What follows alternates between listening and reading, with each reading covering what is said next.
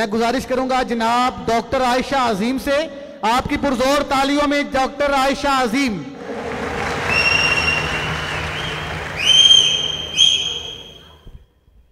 तीनों हजरात, my name is Ayesha Azeem and I am not a terrorist.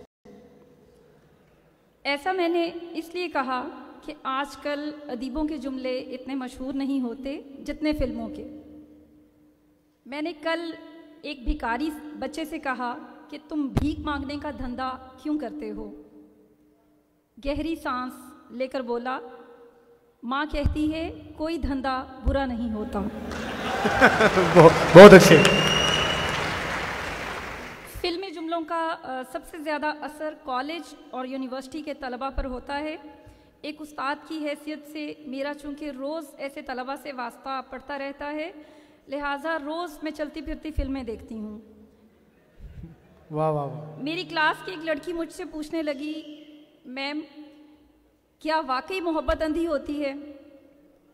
मैंने अस्पात में सर हिलाया, हाँ बेटा मोहब्बत अंधी होती है लेकिन मोहल्ले वाले अंधे नहीं होते।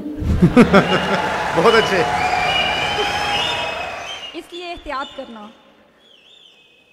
एक दिन यही लड़की उदास बैठी थी, लेक्चर भी नहीं सुना था उसने। मैंने पूछा खैरियत है? आह भरकर बोली, मैम मैं मरने से पहले एक दफ़ा थाईलैंड जाना चाहती हूँ। मैंने बौखला कर पूछा वो क्यों? मज़ीद उदासी से बोली, सुना है वहाँ जाकर इंसान बहुत इबादत करता है।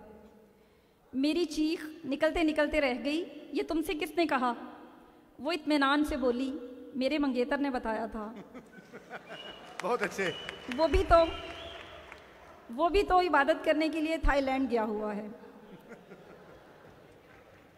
तीनों हजरात, शोहर हजरात तो हमेशा से फिल्मी डायलॉग्स पर गुजारा करते हैं, लेकिन वक्त गुजरने के साथ साथ इन डायलॉग्स की नोयत भी बदलती चली जा रही है। मेरी एक सहेली की हमेशा अपने शोहर से लड़ाई रहती थी। एक दिन शोहर साहब ने उसे दौराने लड़ाई चिमटा दे मारा। नतीजतन दोनों की बोलचाल बंद हो गई। 2 दिन बाद शोहर साहब ने अपने रवैये की माजरत की और कहने लगे, पारो लड़ाई का मतलब भी तो प्यार ही होता है। ये सुनते ही बीवी की आंखों में आंसू आ गए।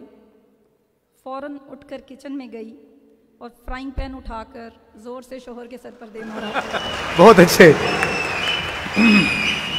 और बहुत प्यार से बोली, जान मैं भी तो आपसे डबल मोहब्बत करती हूँ। तीनों हजरात, फिल्में देख देख कर घर में काम करने वाली मासियाँ भी फिल्मी हो गई हैं। मेरे घर काम करने वाली मासी एक दिन कहने लगी, बाजी जो लोग दिल की सुनते हैं वो हमेशा खुशियों के हसार में रहते हैं। ये सुनते ही मैं कुर्सी से उछल पड़ी, मासी ये कौन सी फिल्म का डायलॉग है? मासी खुश होकर बोली, बाजी अच्छा है ना? मैंने जल्दी से कहा, हाँ अच्छा है, लेकिन तुमने कहाँ से सुना? और बाय द वे ये हिसार का मतलब पता है? फ़ख्र से बोली, हाँ जी हिसार मेरे मामे का लड़का है, उसी के साथ तो फिल्में देखने जाती हूँ।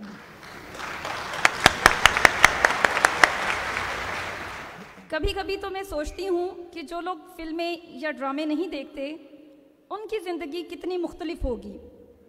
मेरी एक कोलीग ऐसी ही है, फिल्में या ड्रामे देखने की बजाय टॉक शोज़ देखती है, खबरनामा सुनती है, इसलिए उसका डिक्शन भी कुछ उसी तरह का हो गया है। 4-5 साल पहले एक दिन कहने लगी, JIT ने हाँ कर दी है। पता चला कि उनके होने वाले शोहर का नाम जावेद इम्तियाज़ तनवीर बहुत अला बहुत अच्छा, यानी JIT है। एक दिन मैंने पूछा, तुम्हारे अपने ससुराल वालों के साथ कैसे ताल्लुकात हैं? मुंह बनाकर बोली, मेरे मामले में सब एक पेज पर हैं। अभी पिछले दिनों उसकी अपने शोहर से लड़ाई हुई तो शदीद गुस्से में थी। मैंने पूछा, अगर तुम्हें अपने शोहर को सज़ा देने का इख्तियार मिल जाए तो तुम उसे क्या सज़ा दोगी? चिल्लाकर बोली, 3 दिन के लिए D चौक में लटका दिया जाए।